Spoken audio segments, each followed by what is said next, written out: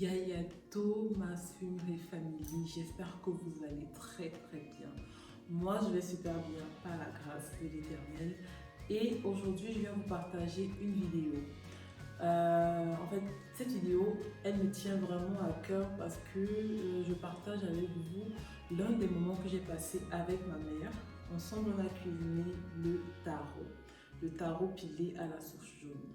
Et franchement, c'était un beau moment parce que on a fait la cuisine avec mon fils aîné et c'était en même temps l'occasion pour lui de comment je veux dire ça, de se familiariser un peu avec la cuisine camerounaise, avec la cuisine africaine et ça m'a fait du bien pendant le montage quand je regardais les images. Ça m'a réellement fait plaisir de retrouver ces images-là et de voir comment mon fils participait au repas et le fait qu'il ait vraiment aimé manger le taro.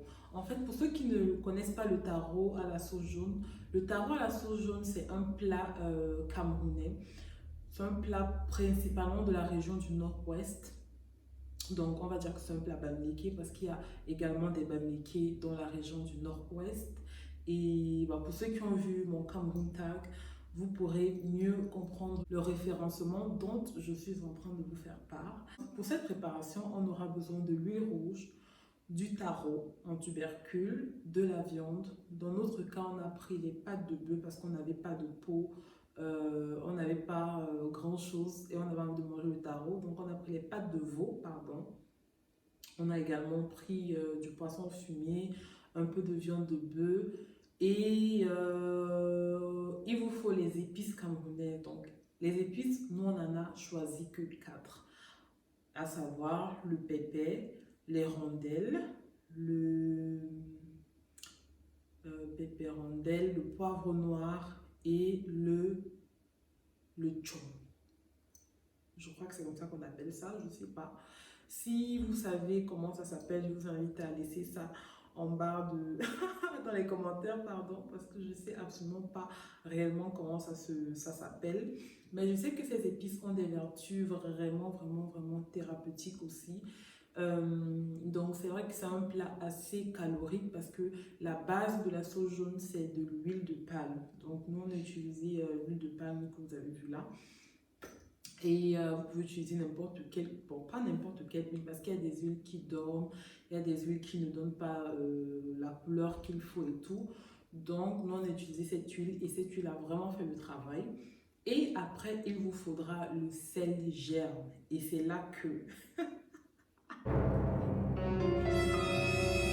pas le sel germe, on ne l'avait pas. Donc il faut savoir que on avait envie de manger le taro, on s'est mis dans le move et tout, on a acheté les tubercules puisqu'on avait tout le reste à la maison et c'est là qu'on s'est dit, Marilyn, maman va regarder comme ça, on n'a pas de sel germe. Et ma mère a eu la brillante idée d'utiliser du bicarbonate alimentaire et à votre avis ça a marché ou pas? Donc voilà, on a fait une expérience parce que comme on était déjà dans la cuisson, on s'est rendu compte qu'il nous manquait le sel germe. Et on a essayé de faire avec le bicarbonate alimentaire. Et je vous assure que ça le donne résultat... à tomber, même le sel germe ne vaut rien. Je vous laisse avec la vidéo. J'espère que cette vidéo vous plaira. N'hésitez pas à mettre un pouce vers le haut, à liker, à vous abonner, à me mettre des commentaires. Ça me fait vraiment plaisir de vous répondre. Donc n'hésitez pas.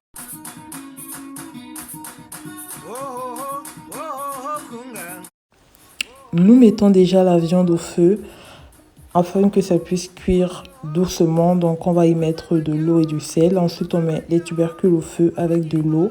Les tubercules ont fait approximativement 1 heure de temps. Donc vous allez après piquer pour voir la cuisson. En ce qui concerne les épices, j'ai utilisé les 4 épices que je vous ai présentées au début. Je les ai moulues dans un petit mortier à moulin comme ça, jusqu'à ce que ça donne une farine, du moins une poudre plus ou moins lisse.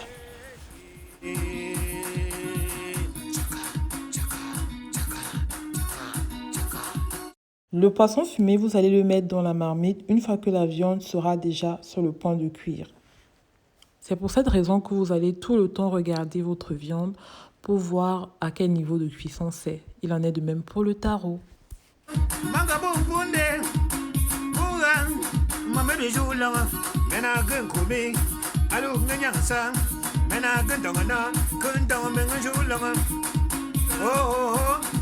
Pour écraser nos tubercules de taro, on aura besoin d'un presse-purée manuel. Donc c'est cet instrument à manivelle qui vous permet d'écraser vos tubercules sans risque d'avoir des gros morceaux à l'intérieur, quoi, pour que ça ait un aspect quand même lisse, parce que ça doit être un peu comme du foufou, quoi. Et ce qui est bien avec cet instrument, c'est que les enfants peuvent participer. Si vous avez des enfants un peu grands comme Joshua par exemple, il a participé à l'écrasage du taro, et c'est un moment aussi agréable pour la famille.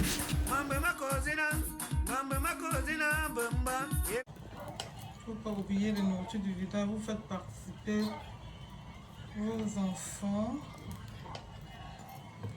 pour qu'ils comprennent comment ça se passe et comment ça se fait, pour ne pas perdre nos traditions.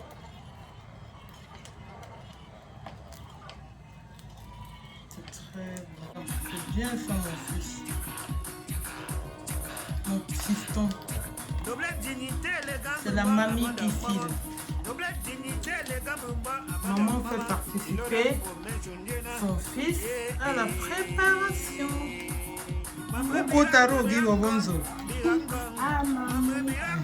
Cela veut dire que je te demande si tu aimes le tarot. Tu me dis oui, mamie, c'est ça. Oko taro, Guy. Ok, chérie. Je dois tarot, là. C'est pour ça que nous on fait aussi le tarot, n'est-ce pas? Parce qu'on a joué à vous. Parce que tu avais mangé, ça t'avait plu, n'est-ce pas? Voilà. Tingi, ça veut dire attends un peu. Attends un peu.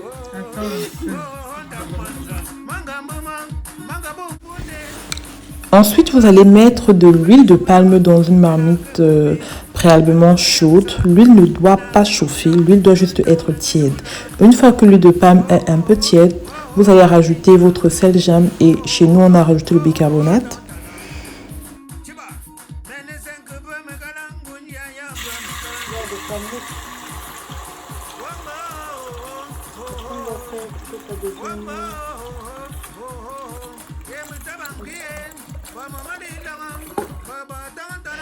Une fois qu'on a mis du bicarbonate dans de l'huile, on ajoute l'eau de la viande jusqu'à ce que ça mousse, et ensuite on va mixer le tout avec un mixeur manuel comme ça ou un robot, ça dépend de ce que vous avez.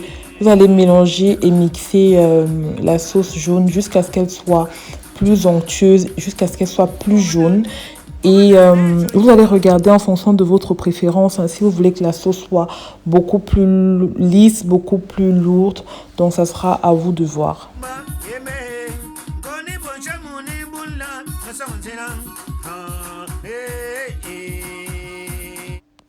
Ensuite, vous allez incorporer les épices que vous avez.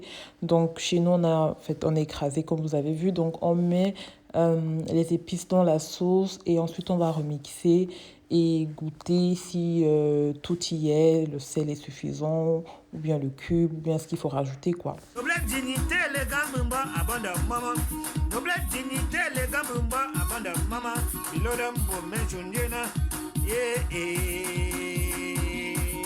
On avait déjà mis du sel dans la viande, donc là on a juste rajouté 2 cubes.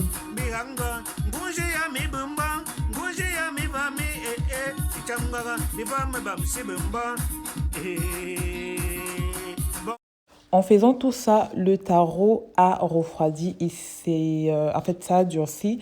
Donc pour rendre le taro encore lisse, on va mettre dans une marmite un peu chaude et mettre juste un peu d'eau, et puis mélanger jusqu'à ce que la pâte de taro soit très lisse, quoi.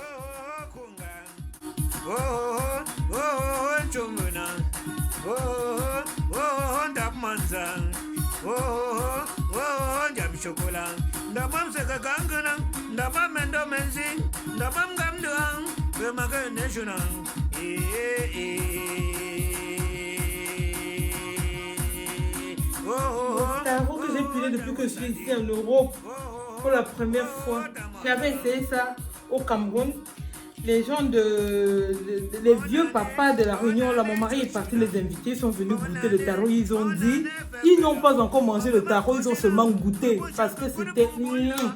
J'ai refait ça ici, c'est sorti. Maman, le goût de ça. Je veux m'asseoir pour manger avec ma fille et mon petit-fils. À bientôt. Oui, mon chéri, je vais te servir mon cœur. Comme ça, on met la sauce au milieu. Oui, attends, je mets c'est le taro, je sais le taro que je suis en train d'écraser. Le taro, la couleur de ça.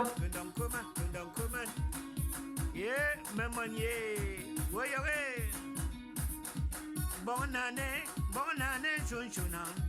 Bonne année, bromenguna. Bonne année, mami nyanga. Comme lumba YouTube là,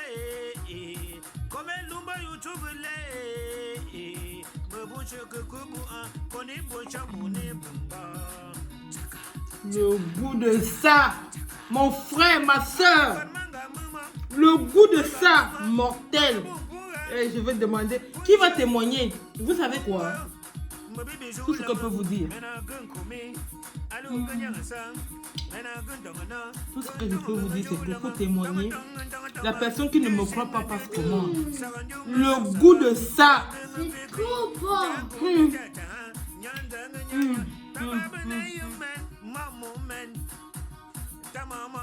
Ce plat s'accompagne de préférence avec du vin rouge et d'après la tradition doit se manger avec les doigts, avec 2 ou un doigt. Donc ne regardez pas comment nous on mangeait, mais voilà, c'est tout pour la vidéo. Portez-vous bien et à bientôt.